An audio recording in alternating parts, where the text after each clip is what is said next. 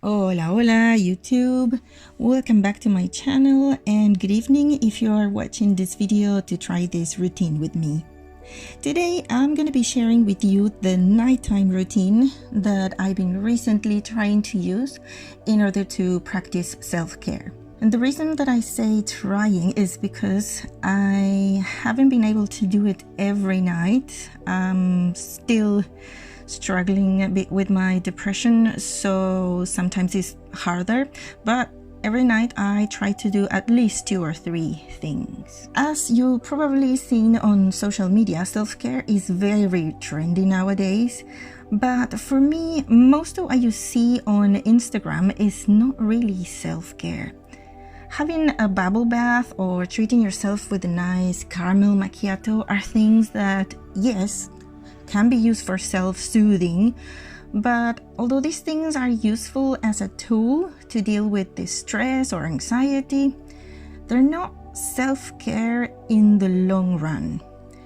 As I have learned in dialectical behavior therapy, or DBT, self-care is things like eating properly, sleeping enough hours, exercising, paying attention to your mental health with things like mindfulness. Besides, if self-care was only pampering yourself in a bubble bath while drinking expensive wine, then it would only be for well-off people, and I think all of us need to practice self-care. But many of us are experiencing some financial difficulties due to the pandemic. So here are a few things I do as a broke girl to practice self-care at night.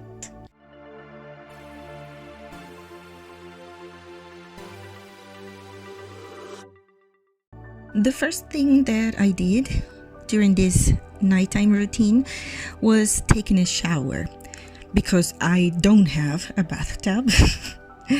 But I don't have the capabilities to film that, so I'm not being able to show that in the video. But I find it so calming to take a shower before sleeping, before going to bed. The bed feels nicer, I feel more relaxed. The next thing that I'm gonna do is to dedicate some time to journaling, and I always like doing that while drinking some nice tea or coffee if I journal in the morning. In this case, I'm having lemon and ginger tea with honey. Sometimes, depending on how I'm feeling, I can have different teas, like some chamomile tea for sleeping better or for relaxing more. Or I also drink a special tea that I have from my native country, Uruguay. It's called BOLDO. There's no translation, I checked, and it's a tea that it's really good for digestion. Now, this is something that I'm sure you've seen in other videos of nighttime routines, and I do this. I don't do this very often, but I do this to treat myself in a way. I do use scented candles as a way of self-soothing when I'm a bit stressed or anxious, when I'm dealing with a lot of anxiety. But in this case, I just decided to, pamper myself a bit with these nice scented candles that they still have a very wintry smell. And this here is my reading nook or reading corner. It's my favorite space in the flat, in the huge flat that I have. I usually use this space during the day for reading, so that I have nice lighting and also I can look out the window.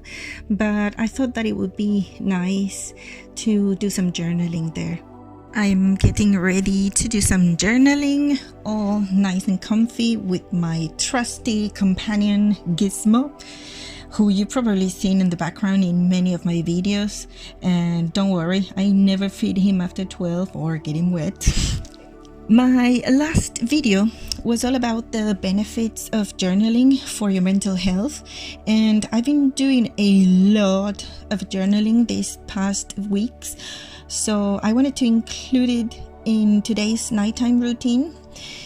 If you want to know more about ways you can journal to work on your mental health, I'm leaving the link for my last video in the description box below and also on the screen at the end of this video.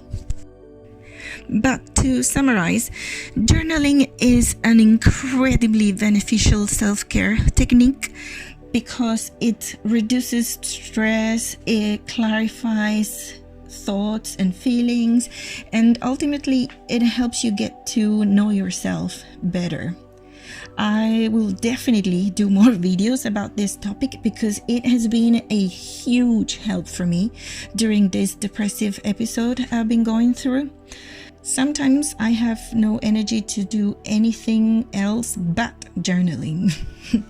I know there's some people maybe don't like journaling, but if you've never tried it, I encourage you to do it, to give it a try. I personally find myself looking forward to this because, as you probably saw at the beginning of this video, I do a special type of journaling where I can be creative, crafty. I use acrylic paintings, color markers. I get to try different letterings. So that makes me enjoy journaling even more. I already loved this because I really like exploring my emotions and putting things on paper. It also helps you to it's not like you get rid of the feelings, but you're not bottling everything up inside of yourself. So it's a really, really good technique. When I'm doing this special type of journaling that I do, I'm working mindfully on my mental health, and I enjoy every minute. This self-care technique is also something that you can do without spending a lot of money. All you need is a notebook, really. You don't need to buy a fancy journal. If you like being creative like me, you can pimp up your notebook, but the main thing here is the writing. So after you finish this video, go watch my journaling video for some ideas and inspiration if you want to give journaling a try.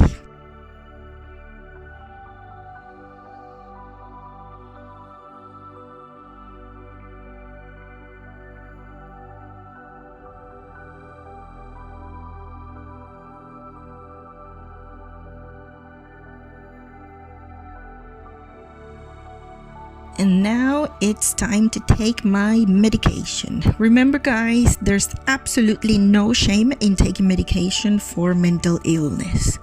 I take my medication for hypertension and my vitamins in the morning, and in the evenings I take an antidepressant and a mood stabilizer, and also my birth control that you see here.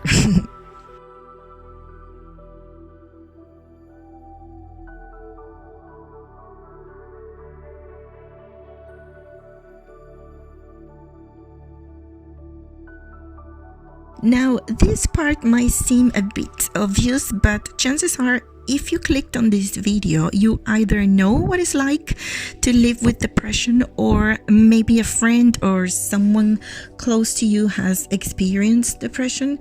So you probably know that sometimes when you are in the midst of a depressive episode, especially in the case of severe depression, regular everyday things like brushing your teeth and having a shower can be extremely difficult. I know I always talk about this, but in case this is your first time on my channel, I have a lot of experience with depression. In fact, I'm dealing with depression right now, as I mentioned in the beginning of this video. Right now, my depression is not severe, so I'm managing to perform the main self-care activities like I'm showing you right now, but I have spent days without being able to take a shower or wash my hair in the past. So my advice here is be patient with yourself. Don't try to do too much. Nothing is gonna happen if you don't have a shower for 1 or 2 days. Now, if this is something that lasts longer, please try to seek help. Talk with your doctor, call one of the numbers for mental health support. I always leave numbers for mental health charities, both in the UK and the US. But if you are somewhere else, please reach out to your health provider, because not being able to do the basic self-care for weeks is one of the signs of severe depression. Always remember, I am not a mental health professional, and this is not a guide to diagnose yourself. So please seek help if you're struggling with this. With that being said, what I do is I don't think about everything that I have to do. My goal is just doing one thing. In my case, is taking a shower. And once I do it, I feel so good that then I feel motivated to do more things, like washing my face and putting some moisturizing cream. All of these things are important because you are looking after yourself. And this not only will make you feel better, but you're doing it because you deserve to feel good. So now that I'm all cozy in bed, I'm going to meditate for a bit. What I'm doing here is called half smile and willing hands. This is a technique that I learned in DBT. Our minds and bodies are constantly sending messages to each other. So when we're tense, frowning, when we have clenched hands, or in my case, clenched teeth, that sends the message to our brain, we have a problem, get ready to fight, and that sends us into fight or flight mode, which is very stressful. So if we can unclench some muscles and even pretend to smile a little and have our hands open, it automatically sends a different message to our brain. It says, brain, it's all good here. So half smiling is a way of accepting reality with our body. To half smile, try relaxing your face and neck, relax your shoulder muscles, and then half smile with your lips, slightly turning up the edges of your lips. One more thing that I like to use when I'm getting ready for bed is this pillow spray. It's in the scent of lavender, so it's really good for relaxing. And I don't know if it's psychological, but I swear every time I use it, I fall asleep faster. I'm gonna leave the link for this on the description box below. And the last thing on this nighttime self-care routine is my absolute favorite, reading. I would need an entire video to name all the benefits of reading books, but reading before sleep helps put your consciousness on another plane, and this induces sleep. It also reduces your stress level, you know, in case you have any stress left after everything we've done tonight. Sometimes when you have depression, you sleep too much. That's what is happening to me right now. So I wanted to show you this app that I discovered recently. It's called Alarmy. And what I love about it is that it has missions that you can choose. So if you want to turn it off, you have to complete the mission. You can take a few steps. You can type phrases. In my case, I choose to type the phrases because I'm lazy. But if you don't type them correctly, you won't be able to turn it off. So it really works. And by the time you stop typing, you're awake. I hope you enjoyed today's video. Please remember to give it a thumbs up if you did and share it. Also, don't forget to subscribe if you want to see more mental health content. And always remember, you're not alone and it will get better. Good night.